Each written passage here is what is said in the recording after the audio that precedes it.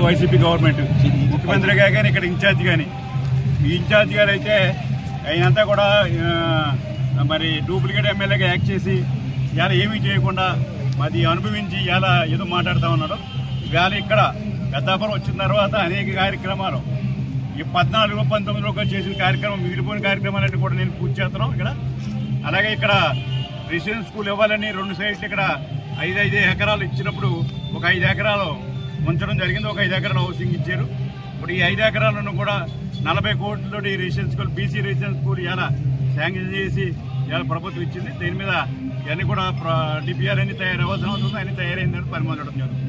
రెండోది ఇలా కాకినాడ నుంచి వేమగిరి వరకు కూడా నేషనల్ హైవేకి చంద్రబాబు నాయుడు గారు ఇచ్చినప్పుడు చంద్రబాబు నాయుడు గారు ఆ రూట్ ఇవ్వడం జరిగింది. ఆ రూట్లో వేళ డిపిఆర్ కింద మరి 4,50,00,000 వేళ ఇచ్చి ప్రిమినల్ గారు ఇచ్చి సర్వే చేయమని చెప్పి ఇచ్చేయడం జరిగింది. చాలా సంతోషం. ఎందుకంటే మన అనుకోని రోడ్డు పెద్ద రోడ్డు వచ్చింది. ఇంకా అలాగే అనేక కార్యక్రమాలు ఉన్నాయి. అనేక కార్యక్రమాలకు పూర్తవని కార్యక్రమాలని అంటే మా టైంలోనే ఇంకా ఈ జగన్ గారు ఏం ముట్టుకోలేదు, ఈ ఇన్ఛార్జ్ గారు ఏం ముట్టుకోలేదు. అవన్నీ కూడా మేము పూర్తి చేయడానికి సిద్ధంగా అన్ని పూర్తి చేస్తాం. అలాగే రోడ్లన్నీ బాగు చేస్తున్నాం. రోడ్లన్నీ కూడా ప్యాచ్వర్క్ చేసి ఎక్కడ లేకుండా చేయాలని ఇప్పటికే ఆదేశించి చంద్రబాబు నాయుడు ఆదేశాల ప్రకారం అదేమన్నా. అలాగే పవన్ కళ్యాణ్ గారు కూడా గ్రామీణ ప్రాంతాల్లో మనకి డబ్బులు ఇచ్చారు.